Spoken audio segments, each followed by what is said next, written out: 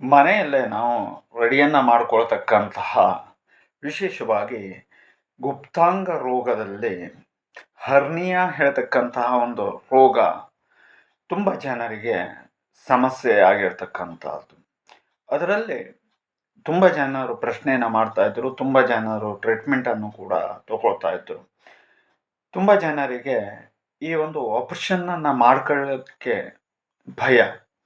ಇನ್ನು ಕೆಲವರಿಗೆ 2ರಿಂದ 3 ಸತಿ ಹರ್ನಿಯಾ ಆಪರೇಷನ್ ಆದರೂ ಕೂಡ ಅವರಿಗೆ ಆ ಸಮಸ್ಯೆ ಕಡಿಮೆ ಆಗದೆ ಇರತಕ್ಕಂಥದ್ದು. ಅಂಥವರಿಗೆ ಒಂದು ದಿವ್ಯವಾದಂತಹ ಔಷಧಿಯನ್ನು ಈ ಒಂದು ಸಮಯದಲ್ಲಿ ನಾವು ತಿಳಿಸ್ತಾ ಇದ್ದೇವೆ. ಸುಲಭವಾಗಿ ಮನೆಯಲ್ಲೇ ಮಾಡಿಕೊಳ್ಳಲಿಕ್ಕೆ ಸಾಧ್ಯತೆ ಇರತಕ್ಕಂಥದ್ದು ಮತ್ತು ಅಷ್ಟೇ ಅಲ್ಲದೆ ಅವರ ಆರೋಗ್ಯವನ್ನು ಅವರೇ ರಕ್ಷಣೆಯನ್ನು ಮಾಡಿಕೊಳ್ತಕ್ಕಂಥದ್ದು. ಅದರಲ್ಲಿ ಈ ಹರ್ನಿಯಾದಿಂದಾಗಿ ದೊಡ್ಡದಾದಂತಹ ಸಮಸ್ಯೆ ಇಲ್ಲದೆ ಇದ್ದರೂ ಕೂಡ ಸಣ್ಣ ಪ್ರಮಾಣದ ಕಿರಿಕಿರಿಯು ರಗಳೆಯು ಉಂಟಾಗ್ತದೆ ಮತ್ತು ಅಷ್ಟೇ ಅಲ್ಲದೆ ಒಂದು ರೀತಿಯಲ್ಲಿ ಉಬ್ಬೋದು ಇಳಿಯೋದು ಈ ಥರದ ಪ್ರಕೃತಿ ಹೇಳ್ತಕ್ಕಂಥದ್ದು ಅವರ ಭಾಗದಲ್ಲಿ ಉಂಟಾಗ್ತಕ್ಕಂಥದ್ದು.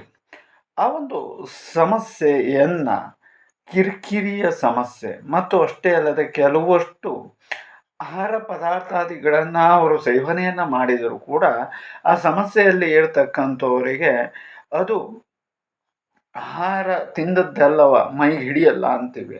ಆ ರೀತಿಯಲ್ಲಿ ಆಗಿ ಅವರಿಗೆ ಪೀಡನೆಯನ್ನು ಕೊಡ್ತಕ್ಕಂಥದ್ದನ್ನು ನಾವು ಕಾಣಬಹುದಾಗತ್ತೆ.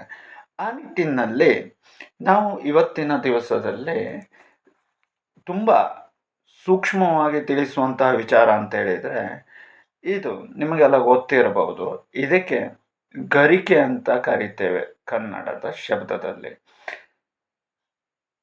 ಇದನ್ನು ನಾವು ಗಣಪತಿಗೆ ಅತಿ ಶ್ರೇಷ್ಠವು ಅಂತ ಹೇಳುವುದಾಗಿ ಆತನಿಗೆ ನಾವು ಪೂಜೆಗೆ ಬಳಸ್ತಕ್ಕಂಥದ್ದು. ಈ ಗರಿಕೆಯಲ್ಲಿ 2 ವಿಧಾನಗಳಿದ್ದಾವೆ.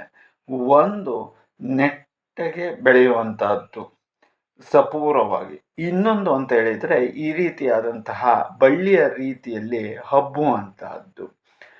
ಈ ರೀತಿಯಾದಂತಹ ಬಳ್ಳಿಯ ರೀತಿಯಲ್ಲಿ ಹಬ್ಬುವಂತಹ ಗರಿಕೆಯನ್ನು ತೆಗೆದುಕೊಂಡು ಅದನ್ನು ಒಂದು ಲೀಟರಿನಷ್ಟು ನಾವು ಕಷಾಯವನ್ನು ಮಾಡ್ಕೊಳ್ತೀವಿ ಅಂತೇಳಿ ಆದರೆ ಒಂದು 300ರಿಂದ 350 ಗ್ರಾಮಿನಷ್ಟು ಕಿತ್ಕೊಂಡು ಕ್ಲೀನಾಗಿ ತೊಳ್ಕೊಂಡು ಅದನ್ನು ಒಂದು 4 ದಿವಸ ಒಣಗಿಸಬೇಕು.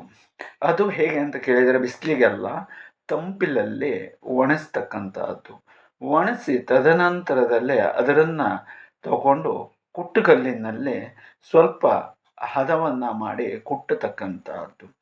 ಆನಂತರದಲ್ಲಿ 1 ಲೀಟರ್ ನೀರಿಗೆ ಅದನ್ನು ಸೇರಿಸಿ ಸ್ವಲ್ಪ ಪ್ರಮಾಣದಲ್ಲಿ ಸಣ್ಣ ಬೆಂಕಿಯಲ್ಲಿ ಅದನ್ನು ಕುದಿಸ್ತಕ್ಕಂಥದ್ದು. ತದನಂತರದಲ್ಲಿ ಅದು ತಣದ ನಂತರದಲ್ಲಿ ಕರೆಕ್ಟಾಗಿ ಒಂದು 48 ದಿವಸ ಕೋರ್ಸ್ ಎಂಬಂತಹ ರೀತಿಯಲ್ಲಿ ಅವರು ಪ್ರತಿ ದಿವಸ ಬೆಳಗ್ಗೆ ನಿರಾಹಾರವಾಗಿ ಅದನ್ನು ಒಂದು 200 ml ತಗೊಳ್ತಾ ಬರ್ತಕ್ಕಂಥದ್ದು. ಇದನ್ನು ಮಾಡಲಿಕ್ಕೆ ಹಣಕಿದ ನಂತರ ಕರೆಕ್ಟಾಗಿ 48 ದಿವಸದ ತನಕ ಚಾಚು ತಪ್ಪದೇನೆ ಕೋರ್ಸಿನ ರೀತಿಯಲ್ಲಿ ಮಾಡಿಕೊಂಡು ಹೋಗ್ತಕ್ಕಂಥದ್ದು. ಆ ಕುಡಿಯುವಂತಹ ಸಂದರ್ಭದಲ್ಲಿ ಆ ಲೋಟಕ್ಕೆ 1 ಚಮಚ ಆಕಳಿನ ತುಪ್ಪ ಹೇಳ್ತಕ್ಕಂಥದ್ದನ್ನು ಮಿಶ್ರಣವನ್ನು ಮಾಡಿಕೊಂಡು ತಗೊಳ್ತಾ ಬರ್ತಕ್ಕಂಥದ್ದು. ಬರುವುದರಿಂದಾಗಿ ಆ ಒಂದು ಕಾಯಿಲೆ ಸಂಪೂರ್ಣವಾಗಿ ವಾಸಿಯಾಗತ್ತೆ. 49 ದಿವಸದ ನಂತರದಲ್ಲಿ ಅದರ ಪರಿಣಾಮ ಹೇಳ್ತಕ್ಕಂಥದ್ದು ನಿಮಗೆ ಕಂಡು ಬರ್ತಾ ಹೋಗ್ತದೆ.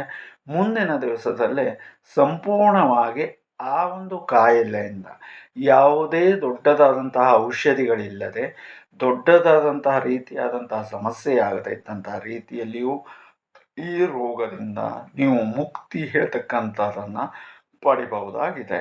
ಹಾಗಾಗಿ ತುಂಬ ಸುಲಭ ಮತ್ತು ಸಿಂಪಲ್ ಆಗಿರತಕ್ಕಂಥದ್ದು ಮತ್ತು ಅಷ್ಟೇ ಅಲ್ಲದೆ ಯಾವೆಲ್ಲ ವಸ್ತುಗಳು ಕೂಡ ಪರಮಾತ್ಮನಿಗೆ ಅತಿಯ ಪ್ರಿಯವೋ ಅದು ಪ್ರತಿಯೊಂದು ಕೂಡ ಔಷಧಿಯ ರೂಪವಾಗಿರುತ್ತೆ. ಜೊತೆಯಲ್ಲಿ ಇದರಿಂದ ಇನ್ನೂ ಒಂದು ಸಮಸ್ಯೆಗೆ ಪರಿಹಾರ ಇದೆ. ಹೊಟ್ಟೆಯಲ್ಲಿ ಇರ್ತಕ್ಕಂಥ ಕೆಲವೊಂದು ರೀತಿಯಾದಂಥ ಅಜೀರ್ಣ ಆನಂತರದಲ್ಲಿ ಎಸಿಡಿಟಿ ಇತ್ಯಾದಿಗಳಿಗೂ ಕೂಡ ಇದು ದಿವ್ಯ ಔಷಧಿಯಾಗಿ ಇದೆ.